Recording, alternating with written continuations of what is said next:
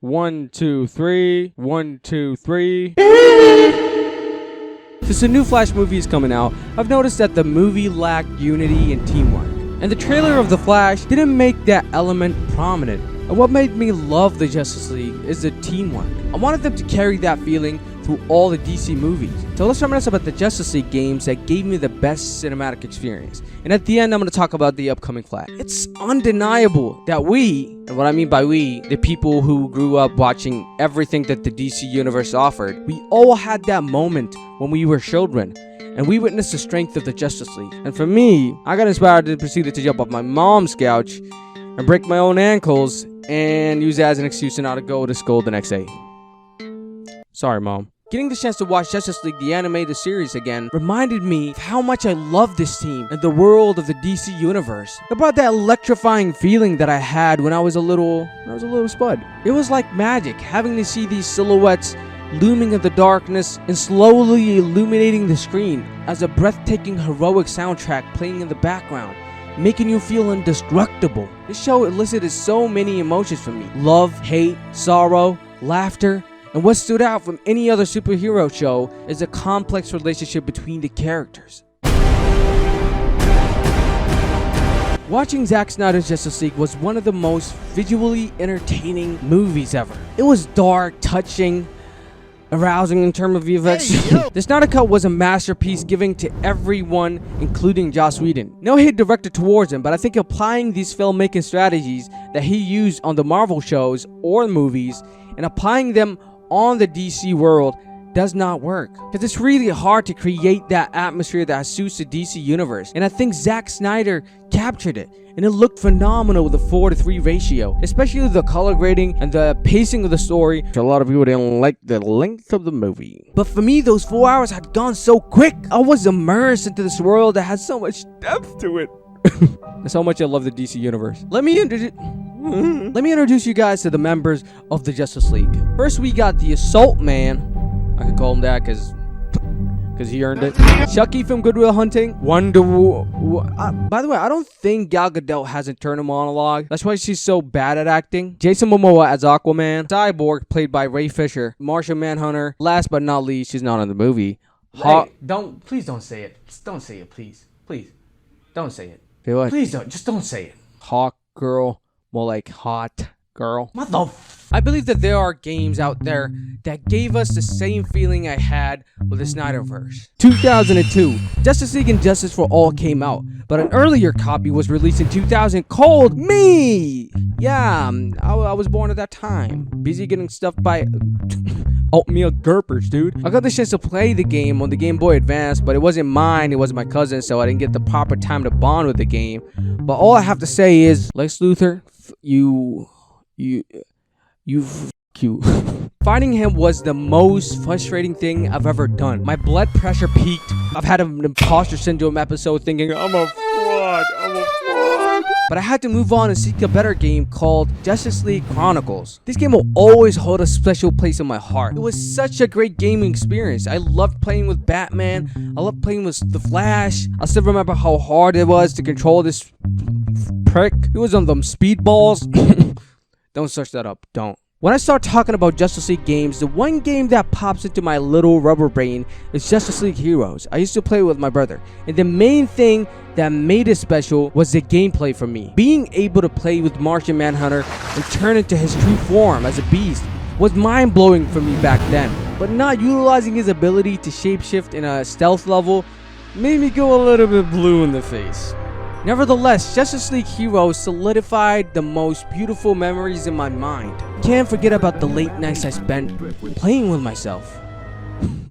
Sounded crazy. It's like I was doing something sexual. Nah. The simplicity of this game was something that I adored. Justice League Heroes was made by Snowblind Studios. Snowblind Studio didn't have the most glamorous game development history, but they had their break when they made a game that stood out from the other 6 games that they've made. And it was The Lord of the Rings, War in the North, a hack and slash game that was enjoyable and addictive in some sort. None of the games you mentioned gave you a cinematic experience. What? Good point. But it helped me shape the vision of what the Justice League is. Wait, Lord of the Rings? No, smartass. Playing Justice League Heroes and Justice League Chronicles and reading the comics and watching the animated series all led to Long float on shipless oceans.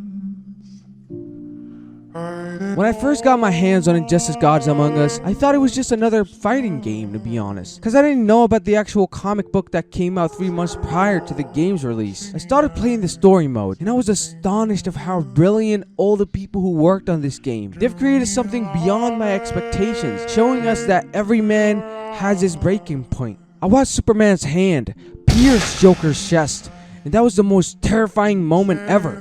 A creature that represented hope, strength, and forgiveness had given up to his urges for revenge, and that led to the demise of millions of people. Losing Lois Lane was only the beginning. Clark lost his best friend's trust when he finally took a life. He became that dangerous person that he once protected the people from. And as the story unfolds, and you see Superman's philosophy part ways of Batman's, destruction takes over the city, and the only one who can stop this concept that deluded Superman's mind is Batman. Injustice Gods Among Us presented fascinating ideas. The moment when Bruce Wayne met Batman gave me flashbacks to the iconic moment when Batman met the older version of himself for the first time in Justice League Unlimited. And I'm pretty sure it happened in the comics where like multi-dimensional Batmans met each other, but like seeing that in a game is so unbelievable. What made Injustice Gods Among Us really good is that they planned on telling the story in a direct way and leaving sparks between the characters, indicating the complexity of their relationships. For example, the relationship between Batman and his son Damian was hinted at in the first game, where Batman said the most cruel things to his son, his own blood, claiming that Dick Grayson is his true son, which is not. Now, why did he say that? If you read the comic book, you'd know that Robin, Damian, killed Dick Grayson by accident. Debatable, and proceeded to join force with Superman. The death of Dick Grayson brought an amount of pain that was unmeasurable for Batman. It broke Batman. Dick Grayson was like a son for Batman, and when he lost his son, he felt the same pain hit him again. There is a scream that cannot be silenced. It's rising, growing louder and louder. It's the scream of a child abandoned suddenly long ago. As the screams echoed then in that alley, it echoes now in my mind. If I hadn't read the comic book immediately after playing the game, I wouldn't have felt the effect of what Batman said to Damian. Injustice Gods Among Us gave me a phenomenal story.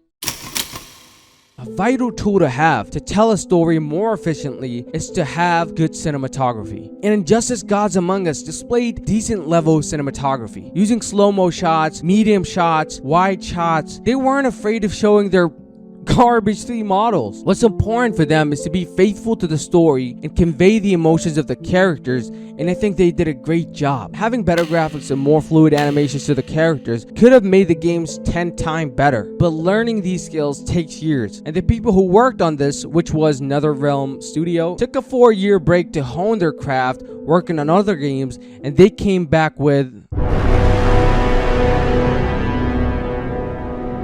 Home is a place where you feel safe and loved. But as we know, love and peace is merely temporarily, as the act of evil is demonstrated before us. Seeing Brainiac's ship absorb the planet of Krypton, and not only that, taking Kara Zor-El loved ones with it, leaving her stranded in space with her cousin Kal-El in a different Kryptonian space pod. As the planet of Krypton explodes, the 2 pods part ways, and the logo of Injustice slowly fades in, giving us a glimpse of what's coming our way. Brainiac's attack on Earth in search for the last 2 Kryptonians united the Justice League once more to take him down. In that pursuit, they became more and more connected, and it's because of that, the Justice League divided into groups against each other, and you're left with 2 options. Whether you take Superman's side, that is deluded and manipulative, or choose the path of true justice that Batman follows. And of course, I chose Batman's side. Everything leads to the last fight, where Batman and Superman fight each other. And since I've chosen Batman, he wins the fight and captures Superman and sends him to the Phantom Zone, a place to imprison criminals. Batman admits the loss of his best friend and welcomes another, a new symbol of hope, and that is Supergirl.